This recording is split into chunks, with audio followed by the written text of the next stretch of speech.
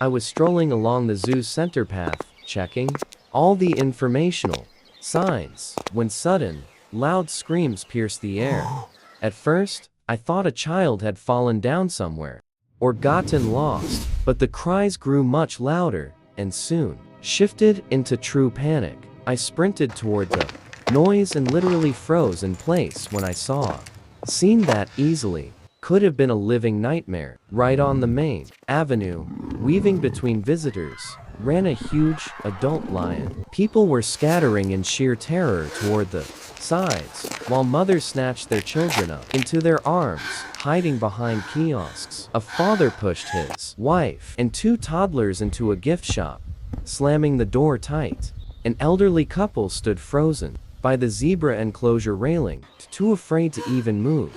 The lion hadn't touched anyone yet, but things were on the brink of disaster. I grabbed my radio and screamed into it, demanding an immediate evacuation of visitors and calling for the tranquilizer team. Then, I rushed to the lion's enclosure to figure out how this could have possibly happened. The massive metal door of the cage was swung wide open, and the electronic lock hung loose, clearly broken off. I remembered that about 10 or 15 minutes ago, the entire zoo's fire alarm had gone off because of some glitch in the tech building. Everyone ran to check if anything bad had happened, but the automatic locks likely failed from a voltage spike. Atlas, that was the lion's name, must have just nudged the door, and it simply opened, gifting him a freedom he had never even dared to dream of.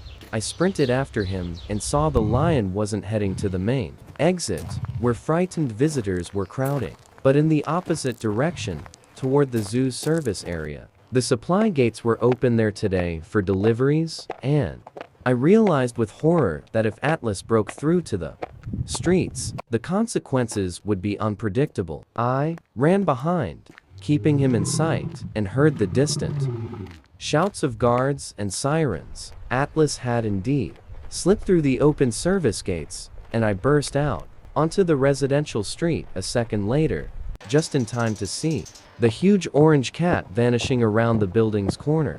Total chaos erupted on the street. Cars braked with a screech. Drivers scrambled back into their cabins in panic, locking the doors. A woman with a stroller screamed and ran the other way, nearly tipping the baby carriage over.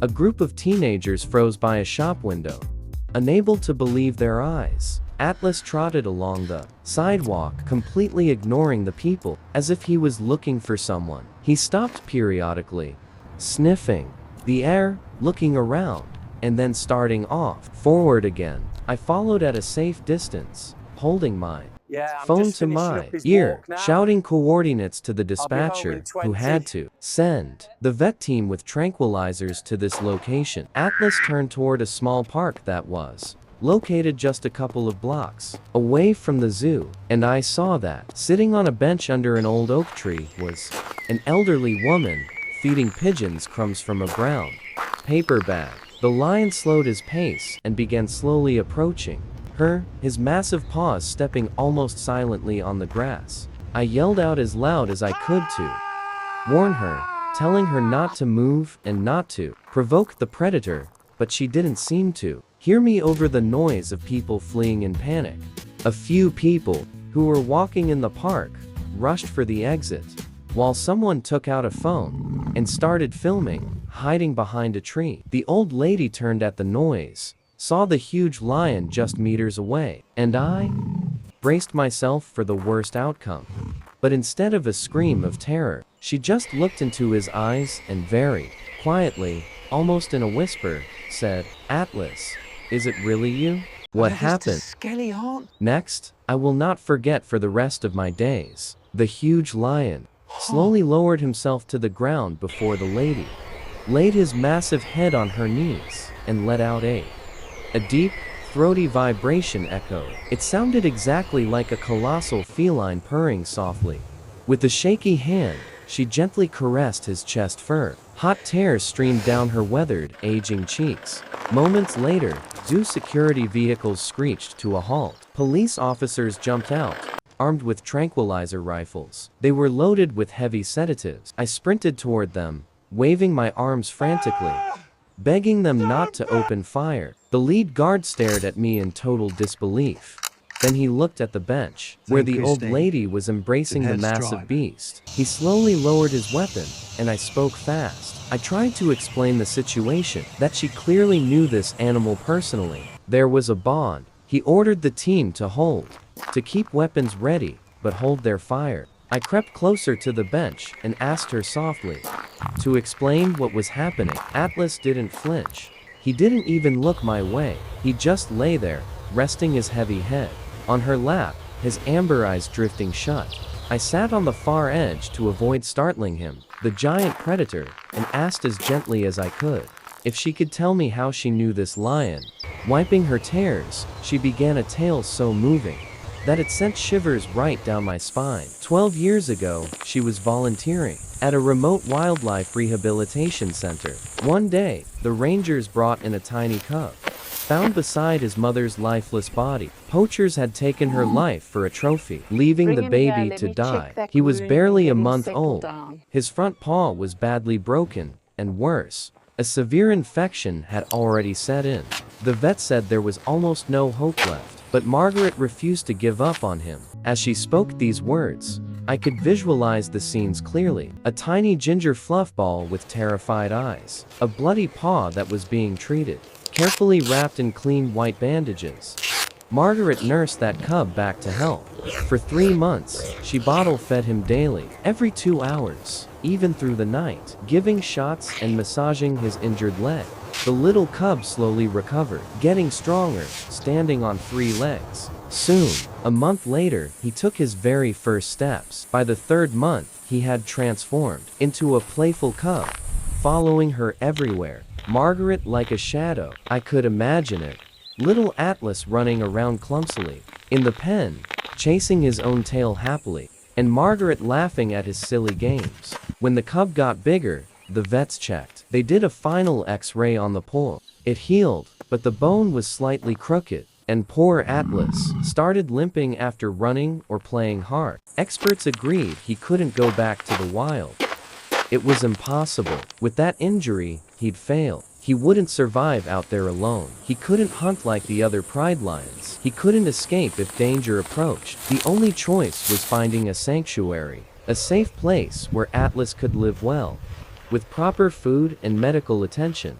Margaret called several zoos herself. She studied them closely, checking conditions and reviews. She picked ours because we had a stellar reputation and spacious grounds for big cats. She then brought the grown Atlas and spent the day, a full day in there, helping him settle in before she finally left. And that moment was the hardest day of her entire life. I asked why. She hadn't visited him at all these years. She explained that a week later, after giving him to us, she was urgently deployed to Africa. Elephants were dying en masse there, due to severe drought and poaching. They needed experienced hands. She spent nearly a decade in Africa, saving elephants. She also protected the rhinos, giraffes, lions, and cheetahs. She was certain that Atlas had passed away long ago, since captive lions usually live 10 to 14 years. It was only a few short months ago when Margaret finally came back home for retirement, exhausted and aged, but truly happy that she had managed to assist hundreds of poor animals through the years. Yesterday, her sweet granddaughter drove in from the city and begged her to visit the local zoo just to walk around and maybe look at the creatures. So they strolled the paths watching zebras, giraffes and bears. Then suddenly, Margaret spotted the large enclosure for the lion. The brass plate just said, "Atlas, the brave male African lion, aged 12 years. She froze not, trusting her own old eyes, and stepped closer to the barrier fence, in the shade of a cold rock. And when Margaret softly whispered his name, he slowly lifted his head, looking right at her. She noticed a scar on his massive front paw, that very same mark from the jagged, broken bone, which she clearly remembered and knew it was him. Margaret wanted to go find the staff of the zoo to explain who she actually was and beg permission to just stand there a little longer by the cage. But then panic hit because so many years had passed and she did not have any proper papers that confirmed her bond with Atlas. What if they simply refused to believe a single word she said? Crazy old lady just inventing some wild stories. She felt lost, so she said goodbye to the girl and went home, but could not sleep all night recalling how Atlas had gazed at her. And this morning, when the fire alarm system malfunctioned and the lock on the cage broke, Atlas merely pushed the door and left. He did not want to escape and did not want to hurt people. He simply wanted to find that specific woman whose voice he recognized yesterday after 12 years apart. Lions possess a phenomenal memory and the ability to recall specific scents for many years, and Atlas remembered the scent of her who had saved his life back when he was a helpless, dying little cub. I sat there listening to this incredible story and could not hold back tears around us. A whole crowd had already gathered, including police, zoo security guards, vets with tranquilizers, and just some random passersby who were filming everything on phones. Atlas still lay there, resting his heavy head on Margaret's knees, and she stroked him as if it was not a huge, dangerous predator, but a large, domestic house cat. I knew that the situation needed to be solved since the lion had to return to the zoo, because keeping a predator on the street is simply impossible. But I also realized that if we tried to separate them by force, Atlas might attack to protect Margaret or just from the stress. I phoned the zoo director and detailed the whole story, though the director was initially skeptical and started talking about safety protocols. But I insisted, and after long negotiations, he agreed to a compromise. Margaret gets a permanent VIP pass that will allow her to come to the zoo at any time and spend as much time at Atlas's enclosure as she wants. For her, they will place a special chair near the fencing. When I gave this news to Margaret, she sobbed with happiness. She leaned down to Atlas, pressed her forehead to his head, and whispered something to him, and he closed his eyes and purred. Slowly, she rose to her trembling feet, and like a loyal shadow, Atlas drifted back. The whole scene felt like a strange dream. A fragile lady in a summer dress stood there, beside a giant beast, ringed by nervous guards. But by dawn, Margaret was back. She was already waiting there as the gates opened. Clutched in her hands was a book, a dusty photo album filled with old memories. Pictures of a tiny cub named Atlas were inside.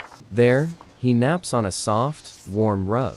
Snapshots of him chasing a little plush toy, taking clumsy steps on 3 paws, or resting safely in her arms, gazing up with those wide, innocent eyes. As she turned the pages, I was truly stunned. It was hard to believe that helpless Fluff had become the majestic titan before us, just quietly observing us from his domain. She settled into her favorite chair, right by the barrier, and he noticed instantly. He moved to be as close as possible, pressing his body against the cold glass. 2 souls, just silently watching each other.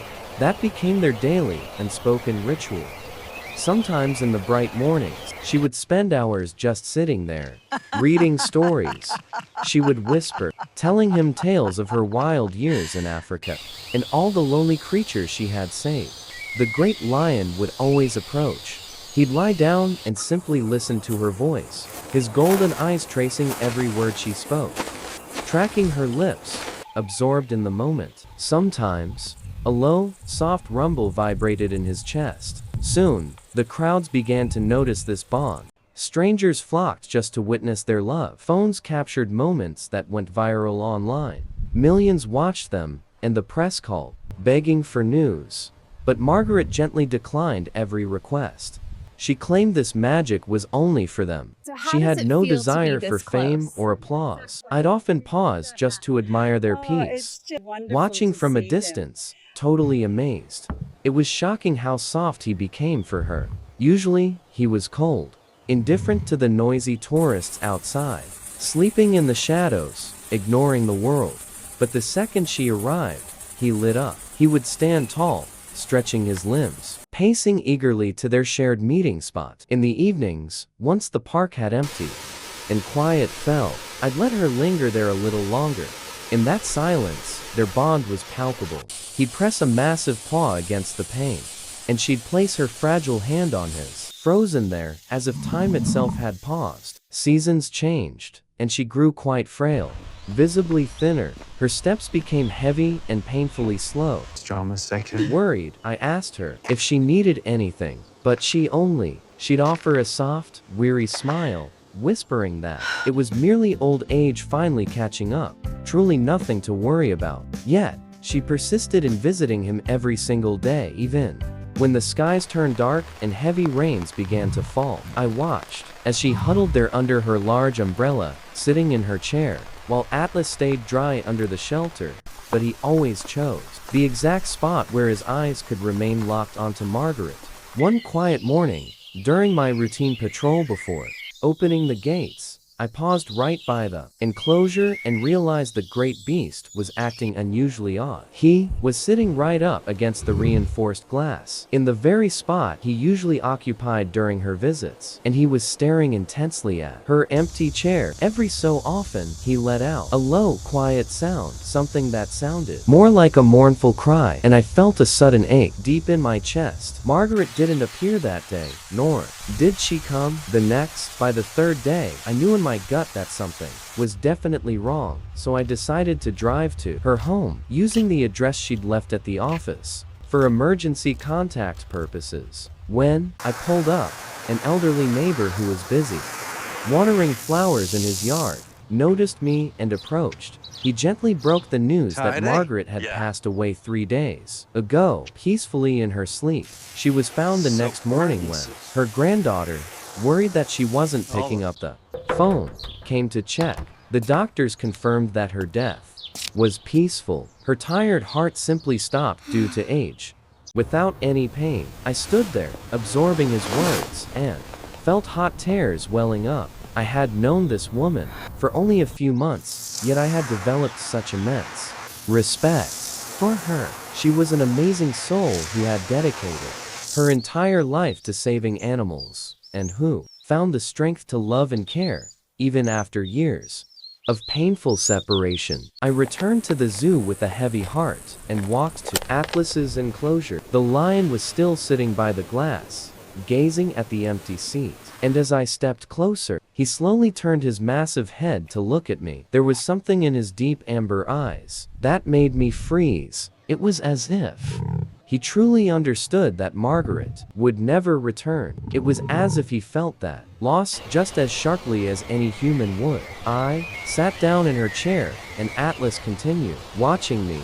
Then, he slowly lay down, resting his head on his paws and closing his eyes. He didn't make a sound, but his chest heaved heavily, and I knew that he was grieving. A week later, a lawyer representing Margaret's family arrived. He brought documents which revealed that she had drawn up a will several months prior, shortly after she had reunited with Atlas. She left instructions to sell her small home and donate the proceeds to the zoo with one condition: the funds must be used exclusively for the improvement of conditions for Atlas and the other big cats. The director was stunned by her generosity and vowed that every single cent would be used exactly as intended. I took it upon myself to accept personal responsibility for Atlas. Every morning, I go to his enclosure first thing, bringing him the finest cuts of meat, checking that he always had fresh water and clean bedding.